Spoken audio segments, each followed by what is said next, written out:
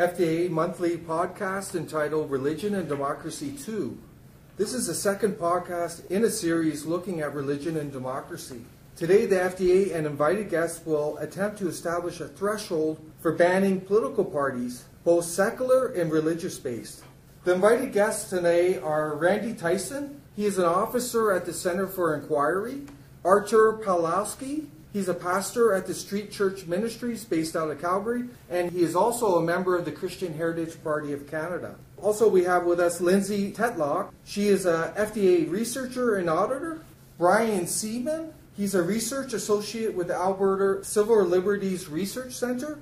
Adam Idris. He is a past director of the Muslim Council of Calgary and an active member of the Muslim Christian Dialogue. And finally, Lawrence Irwin. He is a pastor at the Center Street Church based out of Calgary, Alberta. Welcome, invited guests. Welcome, observers, tonight for this podcast. We're going to do a 2-minute statement from all the panelists here tonight, starting with Randy Tyson. Thank you. For starters, I haven't really changed my position from the first podcast, where I would never use religion as a basis for prohibiting any party from participating in democratic elections. However, I think I have amended my opinion a bit. The criterion for banning a political party could be made on the basis of either erosion or destruction of democratic institutions, avowed policy towards interfering with individual rights and freedoms, or discrimination, direct discrimination, making laws which discriminate against people on the basis of sex, sexual orientation, or their belief. I think tonight we're going to be getting into a bit more into Islam, Islamic countries, which I don't have that much of an understanding of. But here in, say, North America, we've had several centuries to have the things like individual rights and freedoms, these concepts instilled within the psyche of the public. But at least what I'm getting from the media, I'm not so sure that this is the case in at least some of Islam. And as Ayaan Hirsi Ali notes, Islam has not had its Voltaire. It hasn't gone through, it did go through an enlightenment early on, but it kind of regressed, and these values are not there. There are laws in Islamic nations which prohibit discriminating against homosexuals. Me, which is an atheist, I'd be an apostate, I guess, although I was never a believer. And I'd like to bring up later on is the example of Algeria. Probably we should be talking about the example of Egypt as well, and then discuss from there, I think. But I'm definitely willing to have my opinions altered. My name's Lawrence, and everyone, whether secular or religious, has a worldview based on values and principles. Therefore, every party is run at the foundation by the worldview they have, which impacts the way they govern. And in a democratic society, we should leave it up to the voters to decide which worldview they want to govern them. With different worldviews come different values pushed on the people. For example, under communism, a core value is there is no God, so people with the faith in God in those countries are persecuted. Like in North Korea, if you were found with the Bible, you could be shot. And with liberalism, a core value or belief is to devalue human life, since we are just evolved from animals. So we have laws like abortion and assisted suicide. Under Islamic government, the goal is for all to be under the rule of the Quran, Sharia law. Under Christianity, there's a great value for all human life because we believe humans are made after God's image. Although marred by sin, Jesus valued us so much he died to redeem us, and his mercy is available to all who will repent and trust in Jesus. Although the worldview of a Christian is different than others, we are commanded not to suppress other people with different worldviews. Jesus tells us in Matthew 5 to love our enemies and pray for those who persecute us. In a pure democratic society, therefore, we should have freedom to vote for anyone we like, and the government we get is the government we choose. So you're not in favor of banning any political parties? No. Fair enough. Archer? I agree that in a democratic society we should not ban anyone, any person, if such wants to form a political party, except if it violates human rights. Any political, secular, or religious party that entices hatred, encourages violence, and promotes discrimination against any person, as stated in the provision of criminal crime legislation and criminal code, should be banned. and prohibited from forming any organized entity, because such would be a direct threat to democracy and freedoms every citizen has a right to enjoy. You cannot take liberty of others in the name of freedoms for yourself, for example. There is a limit, and there should be one. Such organization no longer is interested in democracy, it is and always was interested in dictatorship. And we can see that in different countries right now, over 50 in Islam, under Islam regime, for example, communist regime as well, dictatorships. Religious party that promotes hatred and enslaves any person should be prohibited based upon our legislations that we have right now. When a proposed party violates human rights, intimidates others with the threat of violence and terror, should be prohibited.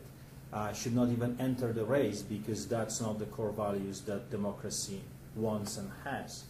I would oppose to such a party, or any person that wants to create a political party basis on those reasonable limitations, because we have the provisions of criminal code, hate crime legislation, human rights, and the Charter of Rights. If any person wants to violate those rights, should be prohibited in democratic country.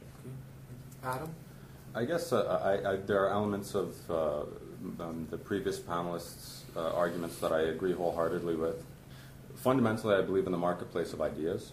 I believe that where there is a strong democratic backbone, and when a country has gone through growing pains to actually create an environment where ideas can exist independent of conflict, that those ideas ought to be shared.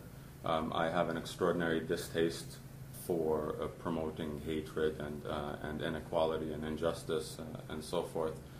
But at the same time, I'm cognizant of the fact that we are in a fully functioning democratic society, and as such, when people do go out, if they can go out and form a political party, that political party would gain very, very little traction in a country like Canada. It would be, it's almost a non-issue. It actually serves the purpose of allowing these people to congregate. It does serve the purpose of allowing one of the charter rights, which is freedom of assembly and freedom of speech. But in addition to that, it pulls these parties away from the margins. And at the margins is where some of the most destructive ideas can foment and gain traction, because people will use that isolation as a jumping off point to actually retroactively justify an opinion that would not have had any traction unless they were banned.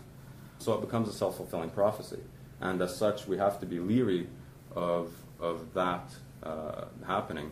I understand that we are the world is getting smaller, and we are learning from what to do and what not to do from other countries. But we have to be well informed before we actually make some statements. And I believe that some of the statements made by my esteemed panelists before me were not very well informed. Thank you. Brian? All right. Well, thank you very much for the opportunity to come here, and welcome to my fellow panelists. As a civil libertarian, I mean, I'm not only a civil libertarian because of my job. I have a strong belief in civil liberties and always have. And two of the most important values in a democratic society are the right to freely consent to the laws that we have. Otherwise, if the laws don't have the consent of the majority of the populace, they are illegitimate. And but concomitant to that right to freely consent is the right to dissent.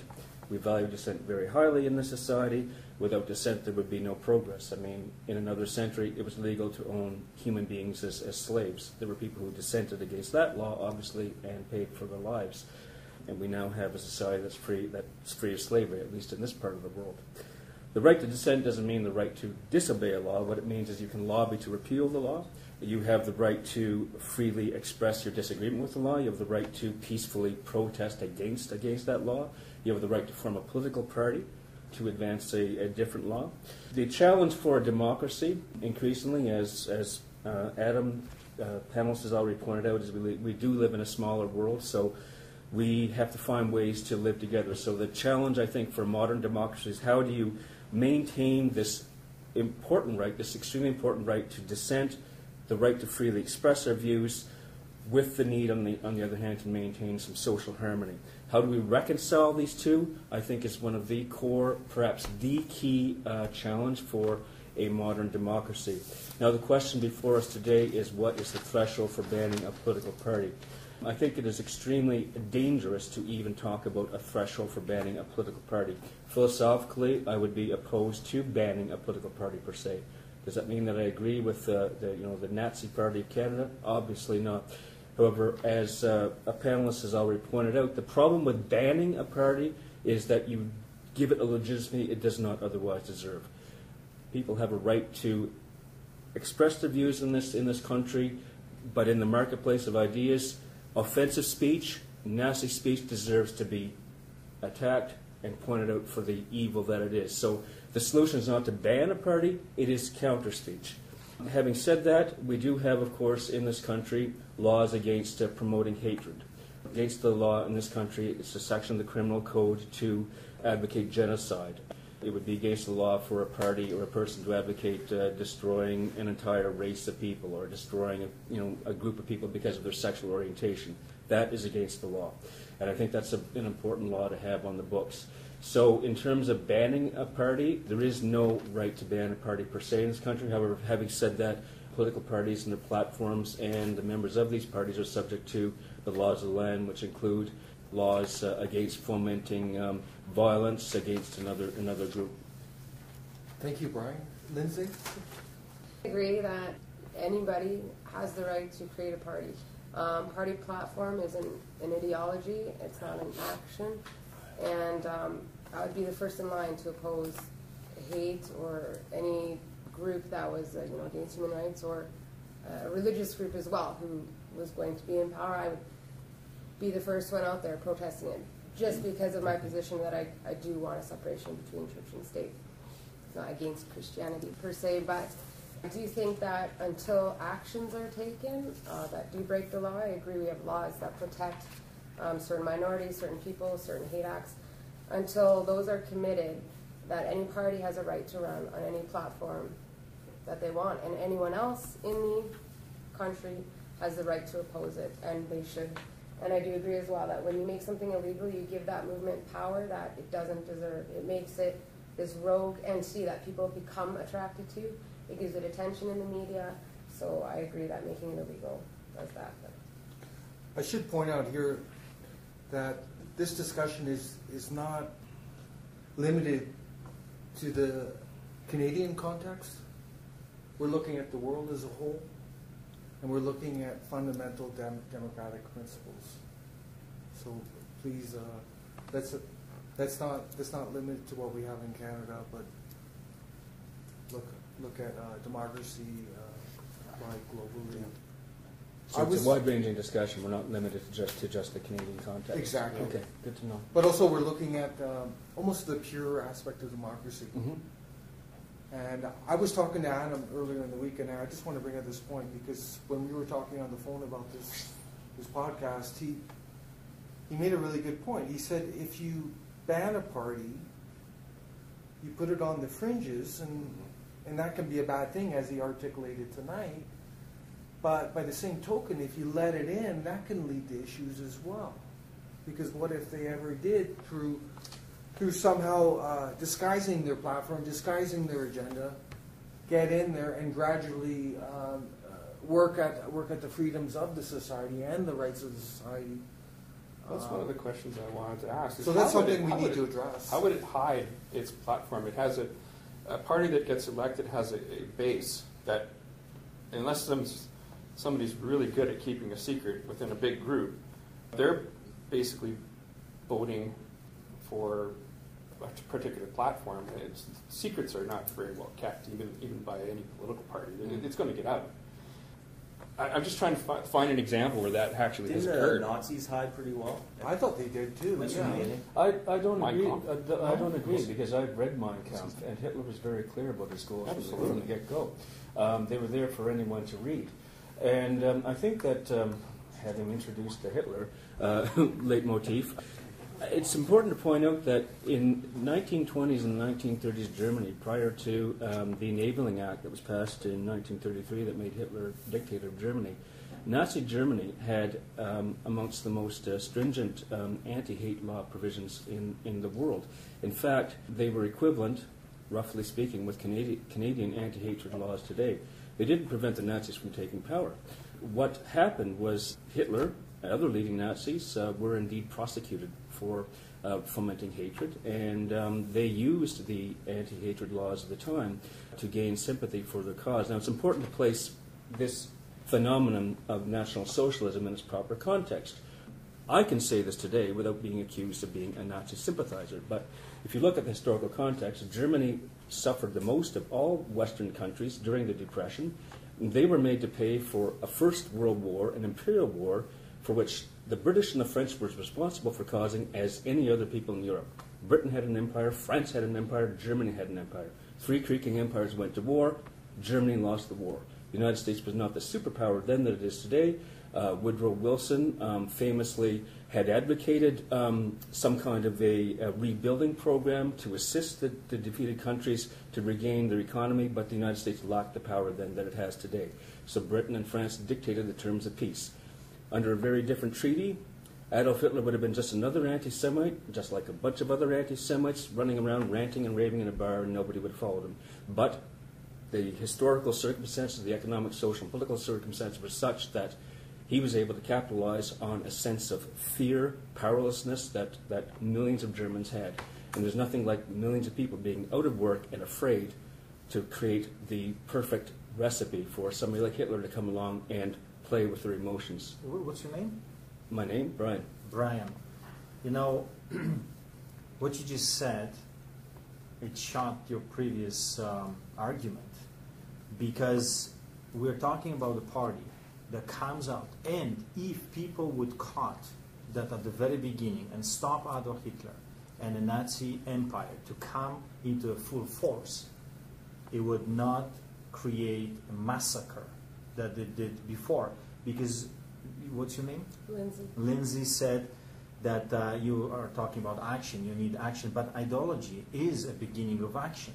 First, get a leader, then that leader will have few followers. If you don't stop that crazy psychomaniac now, tomorrow he may have tens of thousands of crazy maniacs like himself following him. Now, try to stop such a person. If you don't catch that at the very beginning, when there is no money involved, no political power, no followers, that's the beginning. That's where you have to sift all the people that come. And in Canada, I disagree. There is such a thing as banning political parties, because if such a person wants to create a party that is, in fact, against our hate crime legislations, laws, and others like human rights, then is not going to be simply allowed to be formed. And that's a good thing, because you know what?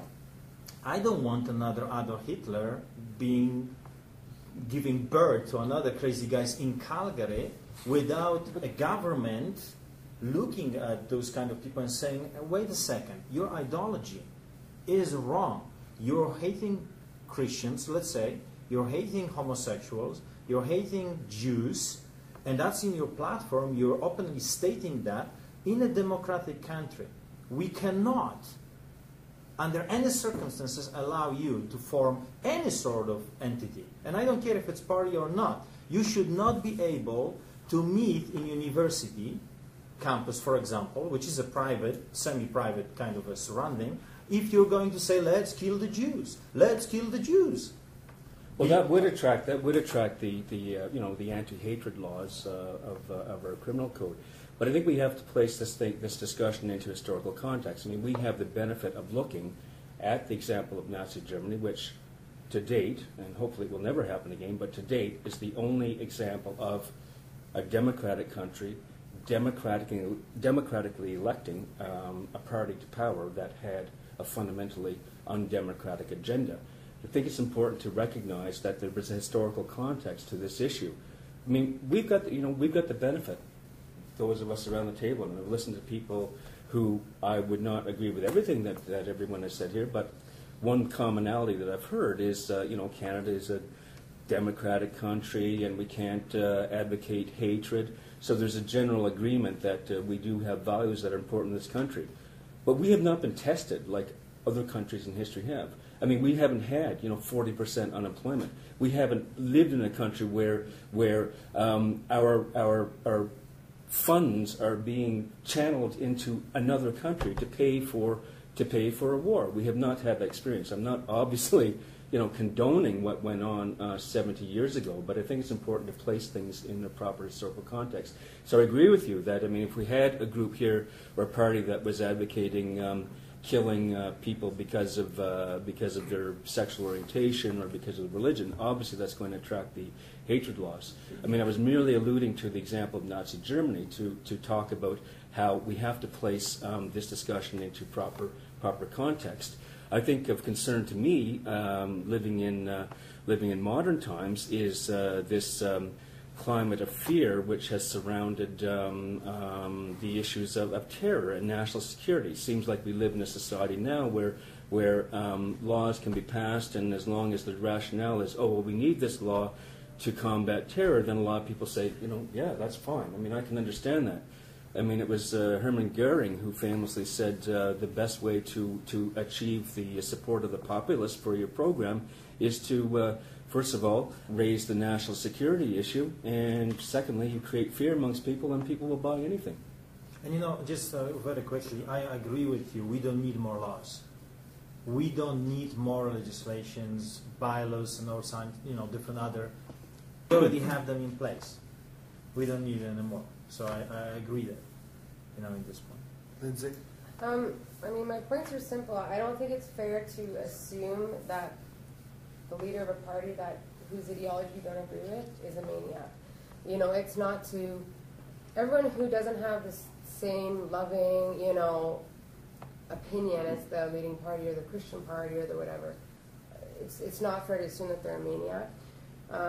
I am offended, and I know not the only one, by certain positions that religious parties put out or other things, including Christianity. And you always have the sort of fundamentalists within each group that don't represent the whole of that ideologies. But we use the example of Adolf Hitler, right? And I think you would agree that Adolf Hitler was... Of course. That we can't let anyone who has this mentality or this ideology, we can't let them begin to form a party because we can't let maniacs. I don't agree with Hare Krishna, when let's say they're shooting drugs somewhere in the corner and they say, love, peace, or whatever, I want to form a party. I don't think if they would not be shooting drugs in their public forums, I would not ban their political party. But let's have some crazy terrorist that says, Hamas, for example, and says, you know what, I don't like those dirty Jews, let's kill them all. Let's clean this earth from, let's clean them from the face of this country. Well, that's a maniac to me that should be in jail. And everyone that follows him. Even if the majority, the Democratic vote, votes them in? No, because that's why you got hate crime legislation and human rights. If anyone breaks them, should be subjected to the law. So I'd like to speak to the issue of duress, and it's actually, I don't know if it's unfortunate that we actually have to talk about Hitler, but since he's the greatest maniac, somebody always gets around Hitler. Calling somebody Hitler. Since he's the biggest maniac of human history, we have to talk about him. His book was called Mein Kampf, My Struggle. It was written while he was in prison. And I read the book as well. Nowhere in the book does it say that Jews should be killed. It says that Jews should be controlled. I submit to you that if you read some of the platforms coming out of state legislatures in the United States where they speak about the Mexicans, I agree with that. That it is no better than what he was advocating in Mein Kampf. Now, never mind what they say about Muslims on blogs. Oh yeah, no, I mean, but nevertheless, I mean, people are advocating extermination and on all this stuff. See, the thing is that on one side you have the thesis, on the other side you have the antithesis, and in the middle you have the synthesis. You cannot have a distilled and refined idea worth listening to and worth believing in unless you have an open marketplace for ideas, because these ideas will be discounted. Otherwise, it is a fair and adequate reflection of our society's values, in which case those laws should exist and those values should exist.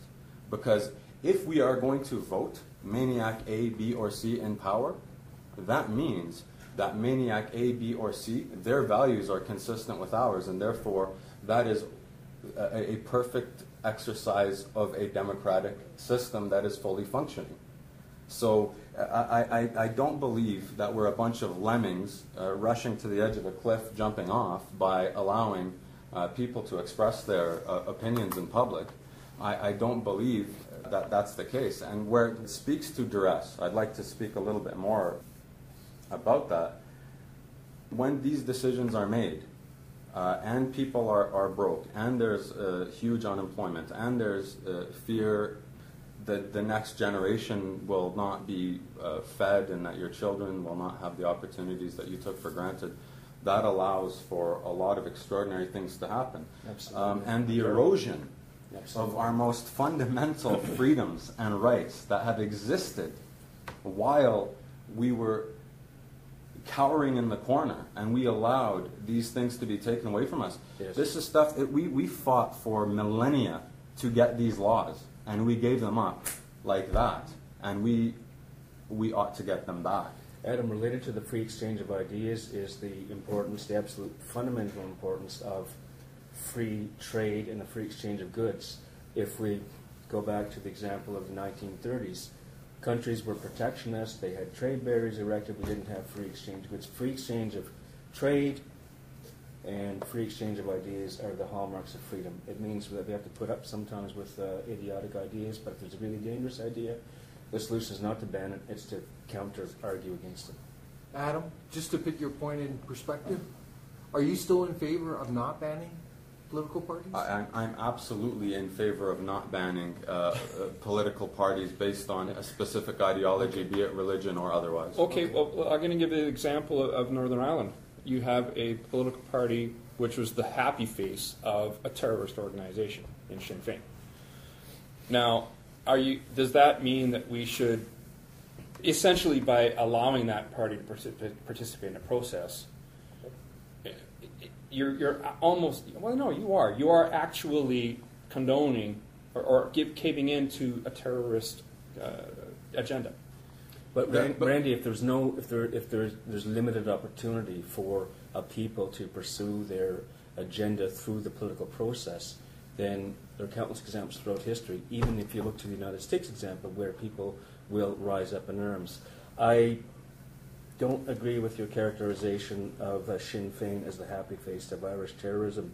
If you've read anything about the biographies of the two leaders of Sinn Féin, most particularly Martin McGuinness, you would understand and know that they were working, particularly Martin McGuinness, working assiduously behind the scenes to bring the parties to the table and work out a peaceable solution to the Irish troubles.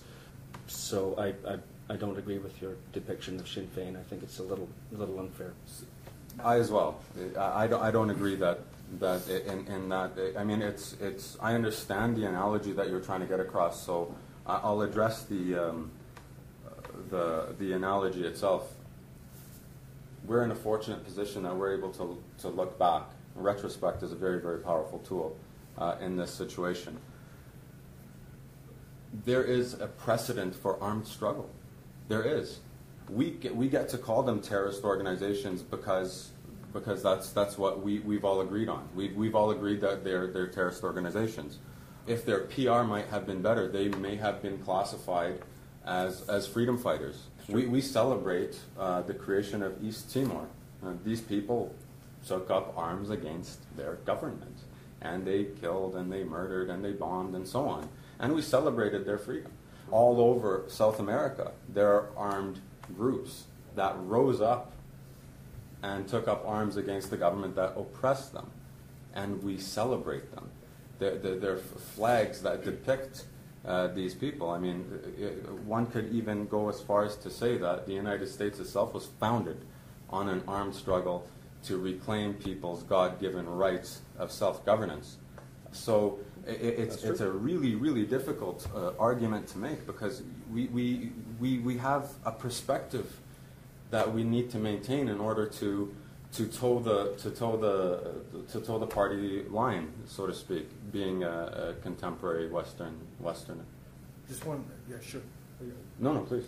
Brian, and I guess Adam as well, I just want to ask this question to test how strong you are on not banning, but let's say 20 years from now, you're living in the Netherlands, you're a citizen there, and the Muslim population, for example, has exploded. It's now 60% of the population of the Netherlands. There's only one Muslim party, and it's promoting Sharia law for the whole country. There's elections coming up. Are you willing to allow that party to be elected democratically, even because... Well, I'd be opposed to that. So you'd be into banning that party? No, then? not banning, but I mean... Well, how would you stop it? Well, I mean, I could form my own party or join a party. But hopefully, the that Muslims have 60-70% Start of a the moderate population. Muslim party. But and you know, and I know all kinds of Muslims who are opposed to Sharia law. So I think yeah. you're. I mean, I know you're making a hypothetical for the sake of It's totally raising hypothetical. some discussion. Yeah. But I personally know Muslims who are absolutely opposed to Sharia law. Every Muslim woman I know is opposed to Sharia law, and this includes women who wear the hijab. So I know you've made a hypothetical for the sake of getting discussion going. So to stick to your hypothetical, you know, there are any number of things that I could do. I mean, I could form my own party, join a party, ally myself with moderate Muslims. But an extreme example, if I was frozen out of the political process and I saw my rights being eroded, Leave the country. Leave the country is always an option. Or, Well, you know, there are people who've taken up arms against. I'd like to Wait a minute. being Why the is Muslim armed at the struggle worse or better than banning one political party? I'm not saying it's better or worse. I'm just saying that if you have a situation where persons are not able to redress their grievances in a democratic forum, they will resort to armed struggle. So I'd like to address this hypothetical because it's a fascinating one. I'd like to first make that there's no such thing as Sharia law. Sharia in Arabic means law. So by saying Sharia law, what you're actually saying is law. It doesn't. It doesn't make any real sense. There is no real Sharia law. It's people's interpretation of what Islamic law is and how it's applicable on 1/3 of the human condition. Islam is broken up into three sets of laws: the law to God, the law to yourself, and the law to others.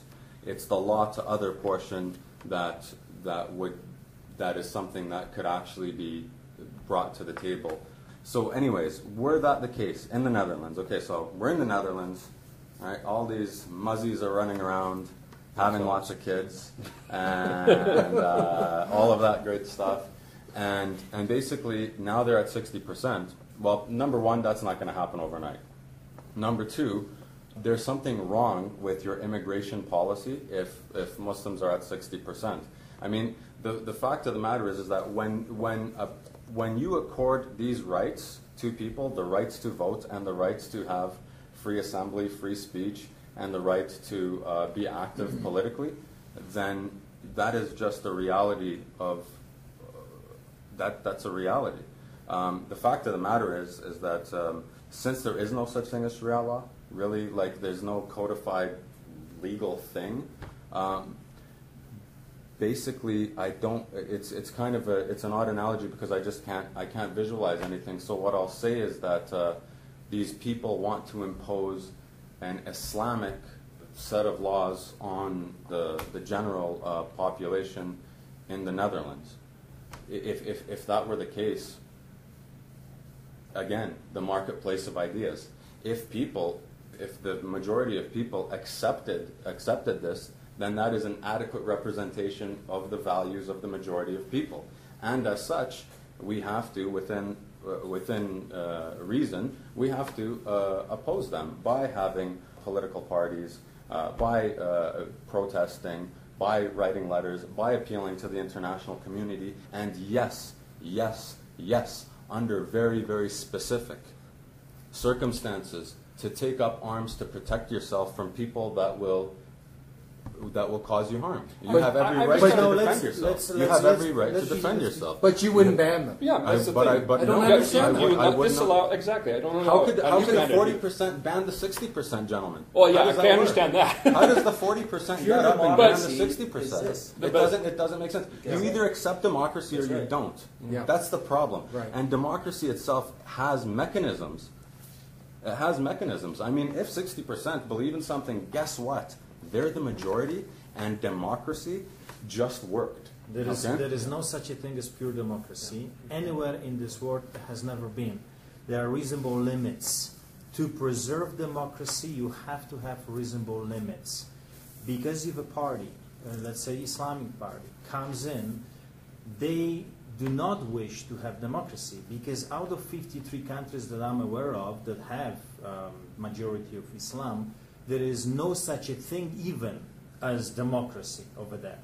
Because if you want to be a democratic over there, you will be killed. It's just a matter of time, or you will be jailed. You know, I get stories from all over the world by different people that you cannot even leave your faith for another faith, because then you will be imprisoned and you will be facing death. There is no such thing as freedoms in those countries. So it's an now, extraordinary characterization of a billion plus people. It doesn't make sense what you're saying. So tell me I one mean, country. No, I'm I'm fine. sorry, I'm but fine. what you're saying actually doesn't make any sense. I understand. And it's difficult for me to actually sit back and So hear. tell me one country that has a Muslim majority that is a democracy. Malaysia, Indonesia, I mean Turkey. We can keep going. Turkey. It's- You have been in Turkey? Yes, of course I've Well, been. I in have Turkey. been in Turkey too, and I did not see democracy over there. See, that's the thing. The big problem in situations like this is that people sit back and make themselves self-professed experts on stuff they really, really have no idea about, and that is where democracy falls short. And I'll tell you why. Because the thing about democracy that makes it work is being well informed. If you're not well informed, that's the Achilles heel of democracy, is when you're misinformed. And what you've done is you've made a perfect example of why democracy needs limits. Because if a group of people that are woefully misinformed and under extraordinary duress because of fear or arrogance actually make decisions based on what it is that some people perceive to be true, then of course it's going to be bedlam. That just doesn't Okay, make so sense. just on the record, I'm being mistaken that in Muslim states there is no dictatorship, there is no forcing people. He didn't say that. No, there are dictatorships. See, here's the thing: dictatorships exist in contravention of democracy. So the conversation about dictatorships can't exist within the conversation about democracies, because the dictatorships are the antithesis to democracies. But We're here to democracy- talk about democracy. But also- democracy has to have the reasonable limits. So such a people that take other people's freedoms would not have the power to be in power. Sir, dictatorships are very seldom voted in. But They're also, very seldom Look at voted in. Egypt right I am now. okay. And I'm telling you that dictatorship is already there. I'm telling you, Palestine, dictatorship is already there, even though it was started by the Western civilization as an offering for a democracy. The problem is that some countries refuse to be democratic countries. They want But that's an dictatorship. extraordinary thing that you're saying, because I mean, Well, you're I'm following Egyptian. what's happening See, in I'm Egypt, right? Egyptian. I'm Egyptian, sir. I Killing was. of the Christians, burning churches right now under the freedom of democracy Yeah. is the perfect democracy, because it opens everyone ideology. You're absolutely right. So I suppose that's no, why no, no. they have to be reasonable limits. But so see, the thing crazy is that people when do a not cra- kill When a people. crazy person burns down a church, that is not.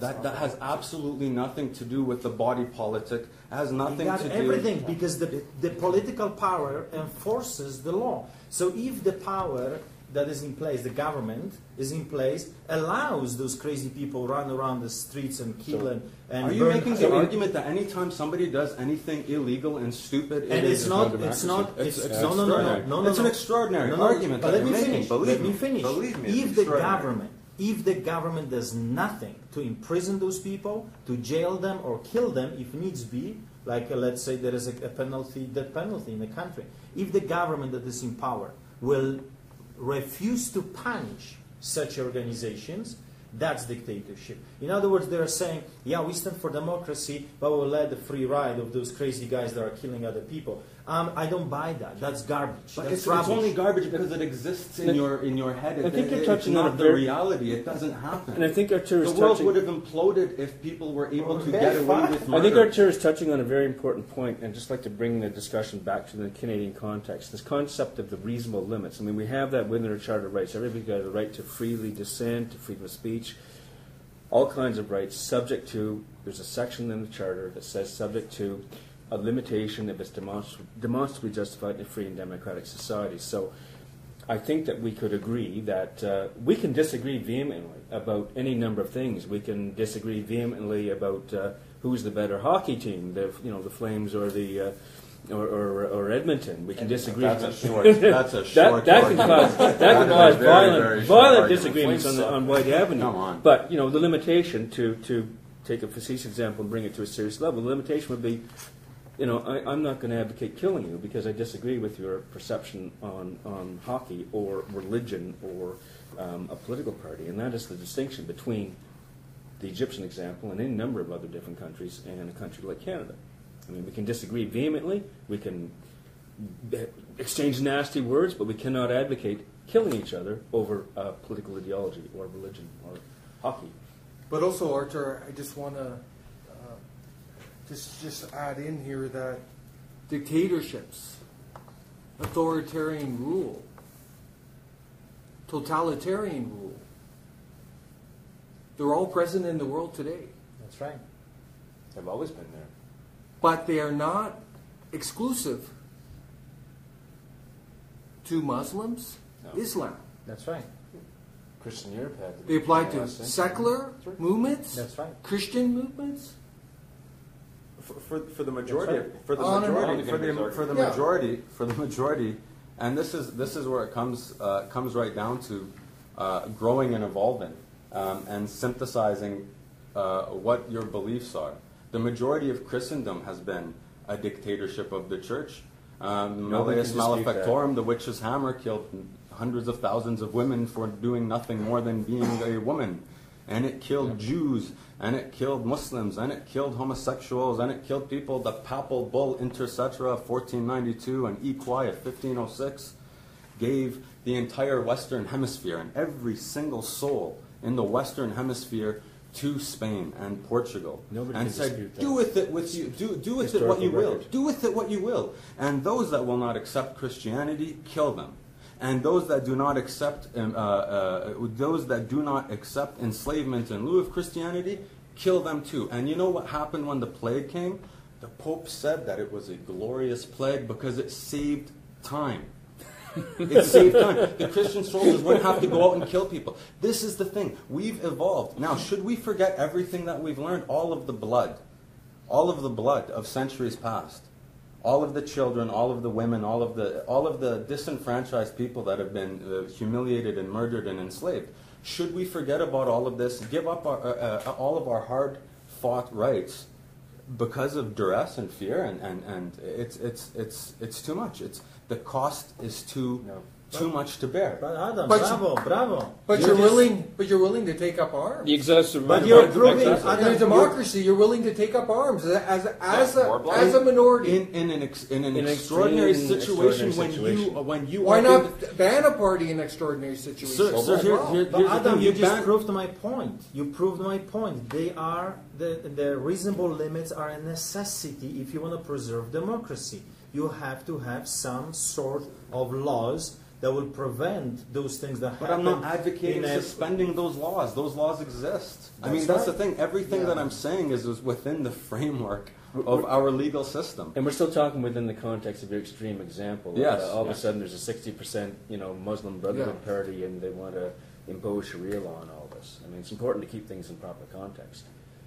Don't And- worry, I'm not going to be advocating going out and grabbing a gun No, tomorrow because I'm upset over over my property taxes. Yeah. I'll find other ways. I'm upset. But the thing is that we as contemporary Canadians and contemporary Westerners, got the we follower. celebrate, gentlemen, we celebrate armed conflict.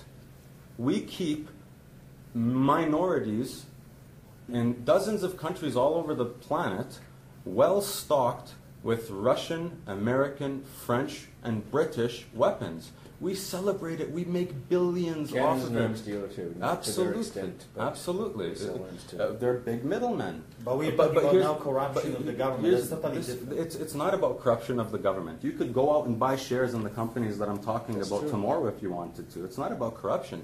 It's about our values. It's about our values, and until our values reflect who we are, there's always going to be conflict. And in specific cases, just like in the spirit of Thomas Jefferson when he said that the tree of liberty needs to be watered from time to time with the blood of patriots and tyrants, this gave birth to a nation. This isn't something that we can divorce ourselves from. We can't divorce ourselves from the reality that when people threaten you, the very existence, your existence, you have an obligation to defend yourself. And that's why, I mean, cowardice is punishable by death if you're in the military in the United States, even to today. Well, it's one- Well, yeah. the one thing I don't understand, Adam, I think what Arthur's saying is there are extraordinary, quote, because that's the word you use, extraordinary circumstances in which a political party should be banned. And you're arguing that there's extraordinary circumstances when a minority has a right to bear arms and take action, violent action. if they're frozen out of the political process. Yes. But why? How come your But argument there's no- isn't overlapping into Arthur? Because just as That's my, what I don't just understand. as Brian was just about to say, is that when if the democratic system actually functions properly and everybody has a seat at the table, no matter how stupid their opinion is, Everybody has a seat at the table. everybody has a seat at the table. There's no reason to grab a gun. The problem is when you ban the party and they're sitting in dark corners, lurking about and legitimizing their position by the fact that they were put in the corner and pushed off to the margins, you've got yourself a position where the person is going to grab a gun. See, it's fruit of a poison tree. You can't go and do this thing and ban parties because that which you intended to prevent is the necessary outcome. The thing is, though, the laws which prohibit for instance, incitement to violence, discrimination, etc., when you apply those, aren't you doing the same thing to a party that would espouse those actions in their platform? Aren't you already now marginalizing that party? You see what I'm saying? You're saying, no, you can't have that in your platform. Aren't you, in essence, de facto banning the party? I mean, you've just banned that part of their platform. What you're saying is very similar to the difference between banning alcohol and banning drinking and driving. Okay, Yeah. you can ban alcohol. You could ban drinking and driving without banning alcohol. Right. Alcohol exists. Hate exists. Right. Flames versus Oilers. Right. Hate exists. Where the problem is when Flames fans and Oilers fans, if I could borrow your metaphor, hack each other to pieces with their hockey sticks. I mean, that's the difference between feeling something. And I will remind you once again, and this is the thing that is that you go to state legislatures right now in the United States, and you will see exactly to the nth degree what it is that you're talking about. That these people, immigrants, should be driven out. That those that have already been given citizenship should have it taken away.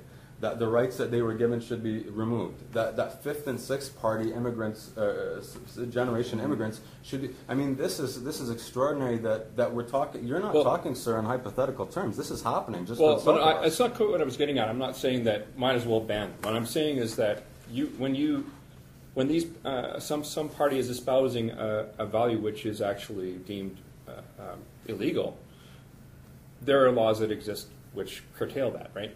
So now you've actually, these people are obviously would have a very closely held belief that is the correct way to act. And from an external perspective, not banning party would still maintain them on the fringe. They wouldn't have a real credibility. And I understand that part of the argument that banning them would give them a credibility which is undeserved. But to them, what you've done by applying those laws to their platform, to them, to these people that hold these values, you are giving that, doing essentially the same thing. You know what I mean? You can't ban a value. You use the word. Well, no, value. I mean like part of the platform which espouses an incitement to violence or discrimination. See, that's the thing. That's an action. See, you have your guilty thought and you have your guilty mind. The mens rea and the actus reum. You can't have a crime unless both exist. Okay, so let's use a tangible It's a good situation. analogy. It's an apt analogy. The difference between an idea and the action. I mean, how do you? You can't outlaw an idea. I'm just trying to move get a clarification. So Lawrence Irvin is starting a political party. It happens to be Hamas. He has about 200 followers. They meet regularly for years. They're getting stronger and stronger. They have pretty much everything figured out, like Palestine. Everything is on paper. They know what they want. They moved to Canada. They are here. They're citizens of this great country. He's the leader of Hamas Party of Canada. Now he goes to the government, and I want your Canadian opinion. government?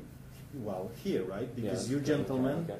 do not agree with banning any political party. Right. Freedom of ideas, free market. Well, he is the leader of Hamas. 200 parishioners, so to speak. They are ready. They are ready. They're sick and tired. For years they are sitting in a corner somewhere. They are ready for action. I want your opinion. But for Should them we- to get in power, we have to vote them in. Yeah, and what kind of action? Well, Are you no, talking because about- if you start a political party, you are already gaining power slowly. Because Those parties until already exist. well, yes, but until you are a legitimate organization, people cannot kind of join in because they don't know. They are afraid. Hamas is a terrorist organization prohibited. So now the government stands before a decision: should we legalize this? And I want your opinion. Should we legalize that organization in Canada? Because if we don't, then the other followers will say, this can be a danger for me, I'm not up to the task. So 200 guys with you run around, do whatever, I'm not interested. But in fact, government says freedom of opinions, freedom of ideas, free market, let's legalize that. That's a good idea. We need a Hamas in Canada, Why not? We don't have one, so let's have one. For the sake of democracy, I want your opinion. Because should we legalize this party in Canada or no? Because according to what you have said, I know the answer. I want to hear it now. Can I Well, respond to that? sure, It's that, like, 40 years ago, you could have said your exact analogy using the Communist Party, and everyone would have gone, the communists, But I'm very specific. I'm very specific. I'm just Hamas, saying. Lawrence Irvin, leader. 200 Right. followers already. Right. Doesn't matter. Now, today is the day. Today you are before a saying decision. We are to certain- legalize or we are banning that party. Right. But what I'm saying is in Canada, to this day, we have a Marxist-Leninist party. It has more than 200 followers. There's It's never had a there's seat in Canadian government. there's It Canadian just Nazi doesn't Party. have that Is there support. the Nazi Party exists in in, Canada? It's not illegal. And No, it it shouldn't doesn't. be. It does. It It does. It does exist. What's yes. it called? The Canadian Nazi Party. Nazi Party. Nazi Party of I Canada. don't know how many members they have. It's not registered in Canada. Oh no, they're not. They see But that's. please do not avoid the question. I asked you a specific do question. I want to hear a specific answer. My answer would be yes. It should be Hamas is allowed in Canada according to the lay. Now you And I would say yes as well. I mean, yes. And I'll actually raise the stakes and tell you that they do exist. They do exist. Maybe not under the name of Hamas, but maybe under the name of something else, a group of individuals that see what's happening in the occupied Palestinian territories and believe that, just like in the case of East Timor or South Sudan, that the people do have a right to have a call to arms and take back what they perceive that they lost. I mean, would you ban that as an idea? If somebody sat down at the table and said, you know what, these guys are onto something.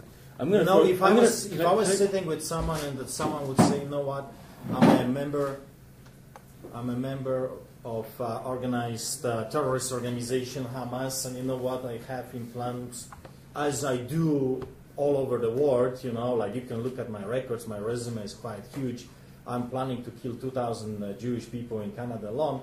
So, yeah, but well, then you're inciting violence, so that's contrary to well, show me one good thing that comes from Hamas. Just one good democratic thing that comes from a terrorist organization. It's not the good thing that comes from us, the good thing comes from us. And I'm going to say something which my critics, and there are no shortage of critics, particularly in Alberta, I don't just want to pick on Alberta, but in Alberta there's a lot of people who equate civil liberties and a human rights specialist like myself with some leftist, godless, you know, un-Canadian person.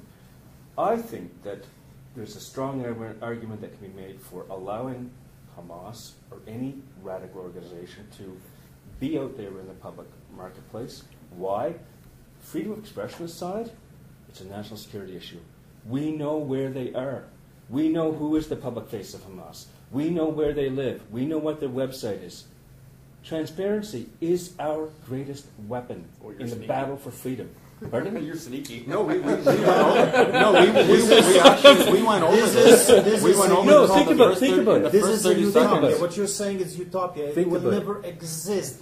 What kind of a crazy guy that wants to blow up people will say, you know what, I have a meeting Friday 7 p.m. and I'm going to be discussing killing of 2,000 people. You know, please sure, I know. It's like, this is nonsense. He's not going to say that, but he's going to write on his website, Jews are the sons of Satan and the descendants of pigs. And you know what? He should be able to do that. Do I agree with it? No, absolutely not. They're going to write but that we know we who's love doing everybody. it. We are good citizens of this country. We want to build hospitals only to blow 5 more hospitals. You have a very low opinion of Canadians if you think that they're going to actually make it and legitimize themselves in the political atmosphere in Canada. If you actually think that that's the case.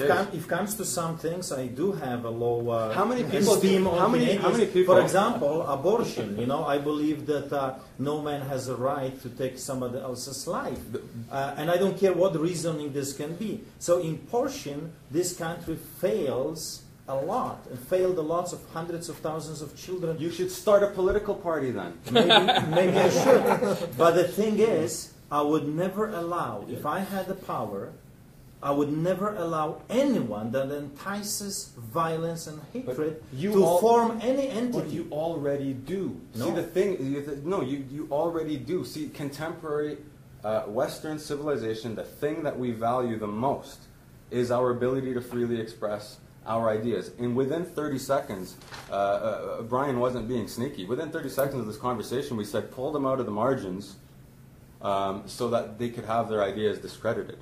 And you know where you are. You know where they are. When they're sitting around in the corners, in dark corners, lurking about and scheming, that's when there's a danger. Legalizing them. But your talk is almost a danger, because it reminds me of regimes in Egypt where they're saying the same argument.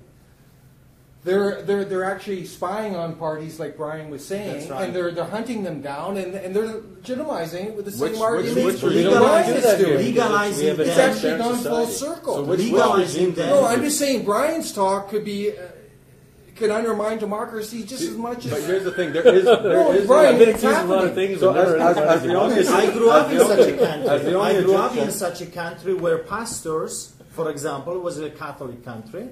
Communist Catholic country figured that out. I still can't, and I'm Polish. But whatever. The point is that if there was a Protestant movement and there was a need for a pastor, they would put their own pastor, so he could control the congregation and spy on the rest of the people. I have seen it happen over and over again. 100,000 communists rule over 36 million people. But you cannot take the liberty of others in the name of freedoms for yourself. You cannot form and legalize an organization that entices hatred, because if you legalize that, you are, as a country, in fact, agreeing with their views. You cannot do that, because that's what kills democracy. A Hamas that comes and hates democracy, brings dictatorship, there goes your democracy. It's like shooting yourself in the foot while you're running a marathon. This is the end of part 1 of 2 parts of Religion and Democracy 2. Thank you for listening. Thank you very much for listening in to this episode of the Foundation for Democratic Advancements podcast. For the FDA to continue to improve democratic processes worldwide, we rely upon your generous donations. To donate to the FDA, please visit our website at www.democracychange.org. To learn more about our mission, vision, and work, you can also visit